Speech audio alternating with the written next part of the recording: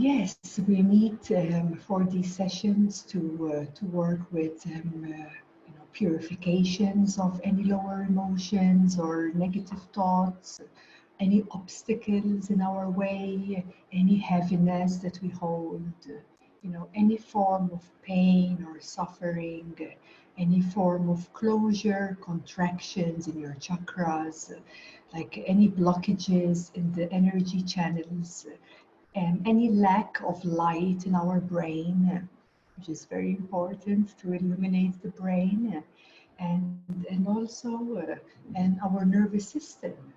The nervous system is what allows you to perceive your reality exactly as you see it, because your nervous system is what it's always in response to the energetics in your environment.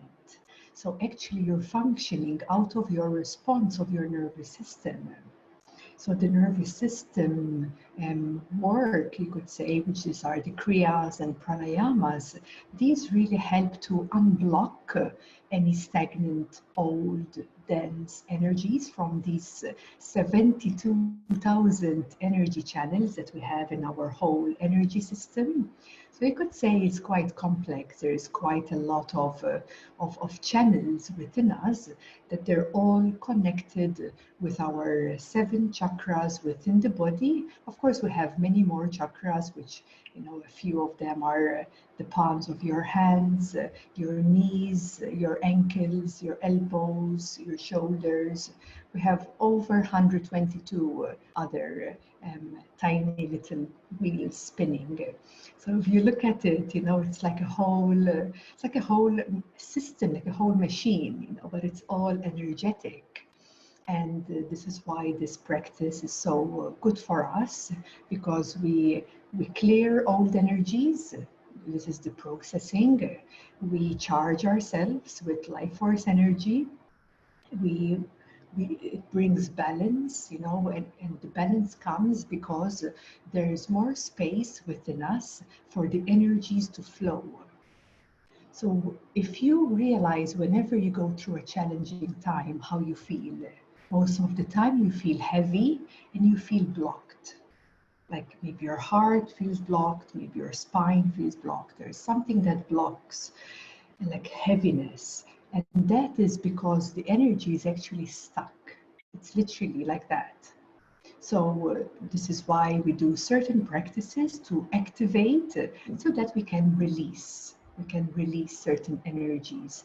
And once we release, of course, we are making more space. And then, the energy can actually flow much better and much more harmonious. And at the same time, you open wider. You open wider. So we tend to be quite contracted. We tend to be quite contracted. All the tensions, all the stress, all the mind thoughts, all the worries of the future, yes, all the thinking of the past, all of this is not like really normal. So when all of this is happening, we are contracting our system. So if we're thinking a lot, if we are always kind of looking into the future and losing our present moment and this presence of this now, you're actually contracting your energy body. So we are very sensitive whether you are aware of it or not. We are very sensitive, and it's a very complex system that once you start really learning, how to maintain harmony in our system, then you start to realize, wow, there's so much to learn here. You're always learning, like the learning never stops, because there's always so much more depth and also so much more detail within you that you will start becoming more and more aware of.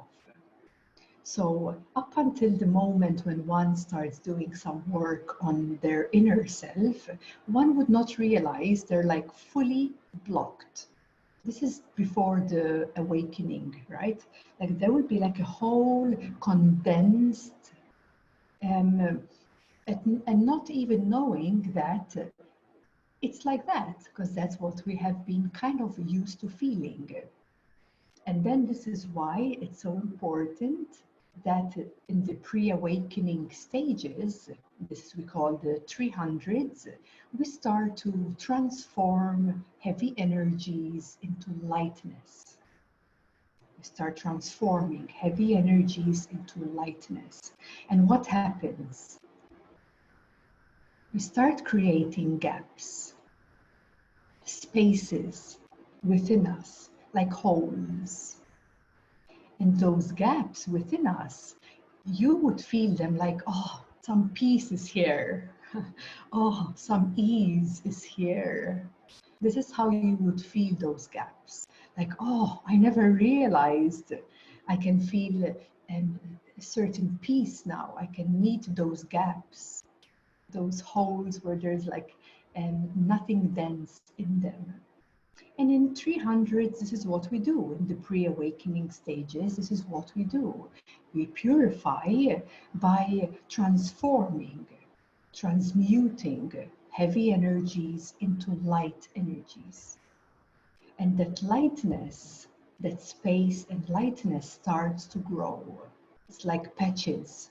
You start creating patches of space and lightness until those patches, until a matter of time, they all match up together and the opening and the awakening takes place.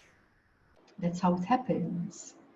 It's bit by bit, here and there, here and there. It's like the sky is first full of clouds, and as the clouds start clearing bit by bit, and then you can see the full blue sky. Yeah, and this is how we transform those heavy clouds into lightness. And the lightness in its own readiness, then you could say with the recognition and the realization too, then one pierces through that veil into the inner light. And this is how we call it as a first spiritual awakening, where we shift or we realize this lightness beyond the heaviness, beyond the emotions, beyond the density. Of course, that will not fully disappear, but you will realize that there is something closer, there's something deeper. There's a sense of lightness of being, which gives you peace and ease. And that lightness, right? That lightness, this is why we focus so much on feeling more light, feeling more light, because you start flipping the heavy energies into lightness of being. And with this, it's kind of like, of course, we have so many practices to do this, so many ways. And here we'll be using Kriyas and Pranayamas because they actually do help a lot to clear these heavy clouds. And again, it's a matter of time where the light strengthens. It's like you're creating the temple of light, literally. It's like you're creating your temple of light. And once that is kind of assembled, then your higher self is ready to come fully in. Because your higher self would not come in if there is too many clouds, right? There won't be space for your higher self to come through. So this is a whole transitory, so it's all a transition. Step by step, you create that light temple, which is you. And then, with the readiness, the higher self, it's like a second awakening.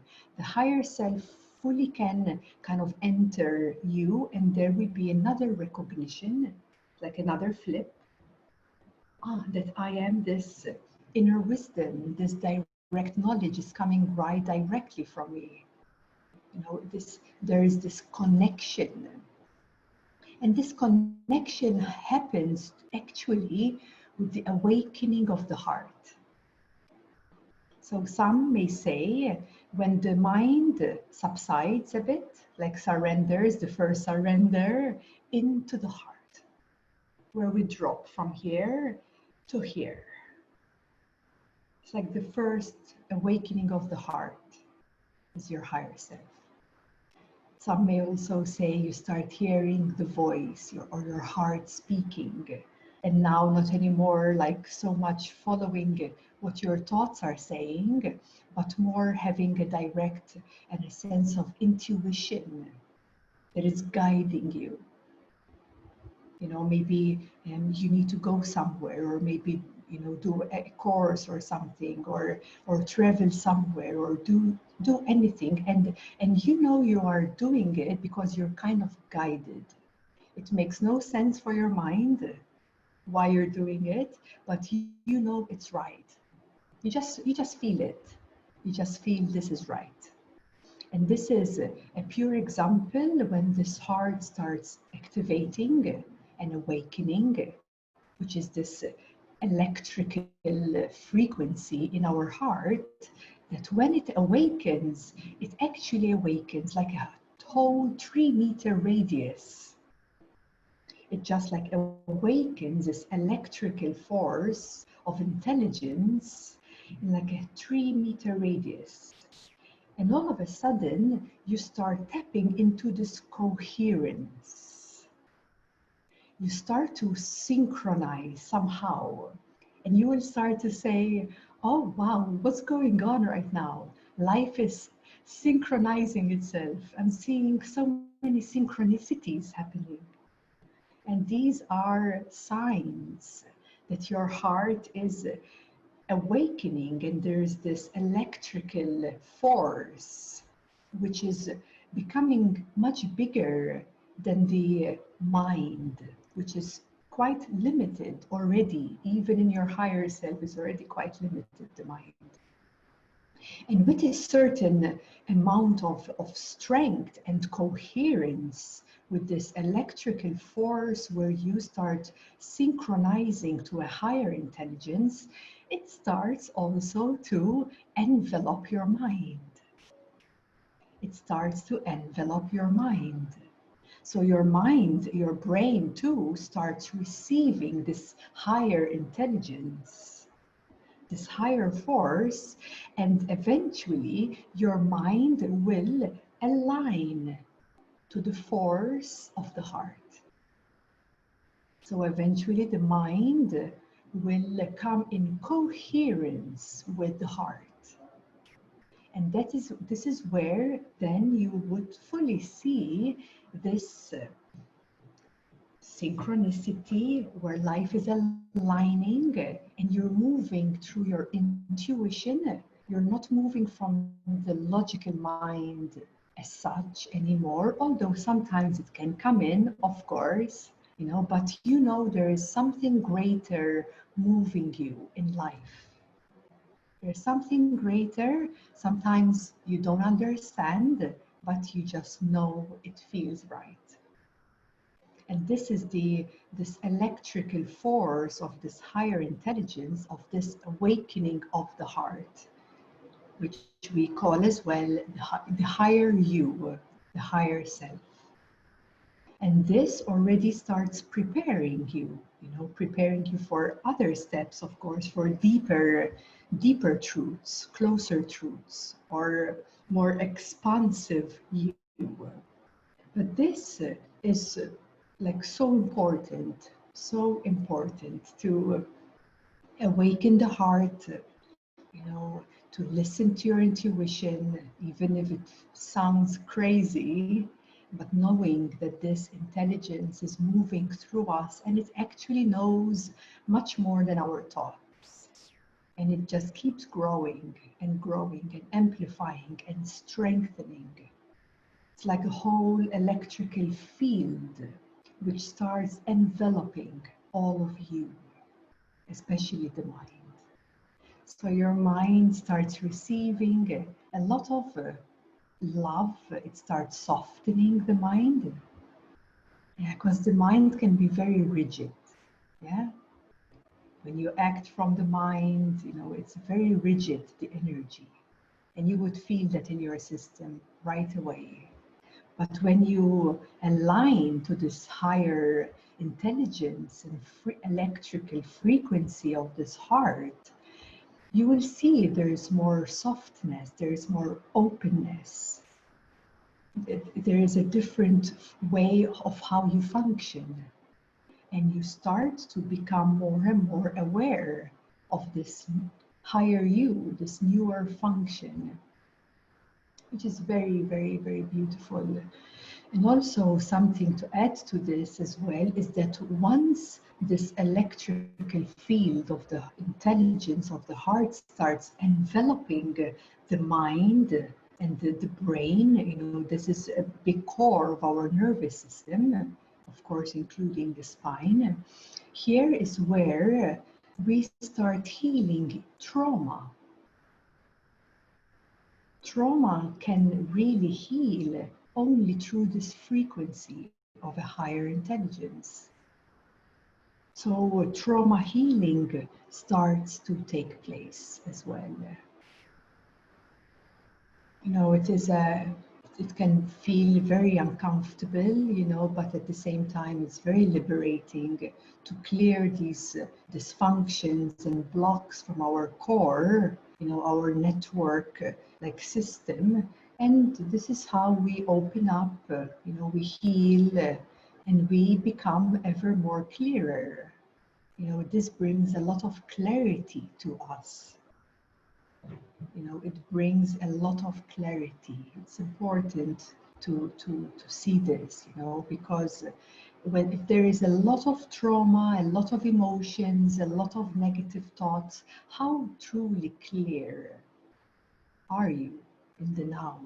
It's impossible to have a clear mind if everything is covering up your truth, your shiny self, you could say. It's not possible. And yet we struggle to create, a best future when we can't create a best future because everything is a bit intermingled and in our way. So we start sending a lot of signals, out from our body because we emit energy and we pray to the universe to hear us. But yet there are so many emotions and thoughts and everything intermingled. And it's very confusing, there's no clarity like this. So this is why it's so important, this activation of the heart for this higher intelligence to envelop all of you to become in sync and incoherent with this higher intelligence. And that's how you clear what's in your way. And that's how this clarity in the now, from here you can create your highest future. Because you create in the now, you don't create in the future. You create in the now. And this higher intelligence of the heart, it's like kind of like a generator as well. It amplifies your vision, it amplifies your passion, it amplifies what you highly desire. It becomes clear, becomes very clear. And that's what you start synchronizing and aligning to. So that's how important this is, to have this clarity in the now, because the clarity of your now is what will create your highest future.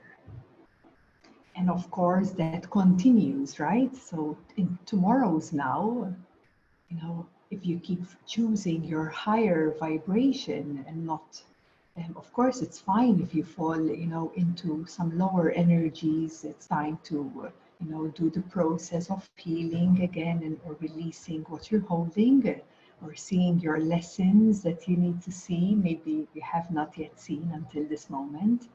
But that is also choosing a higher vibration, because you are being very willing to transform and to change what you've been holding or maybe not wanting to see. So we always create in the now.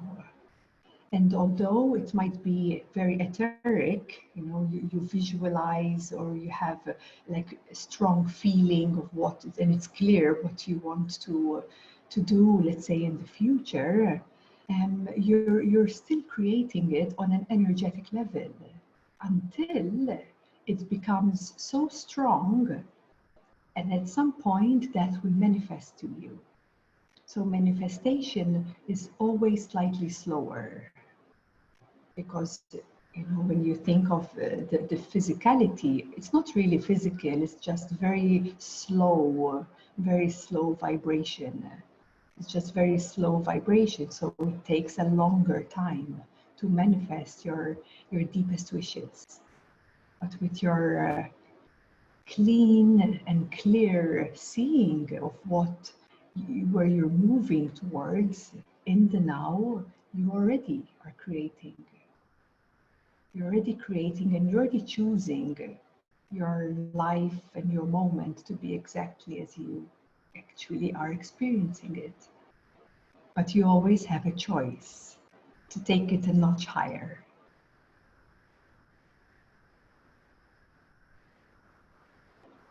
And then in its perfect alignment, then manifestation in this physical reality takes form.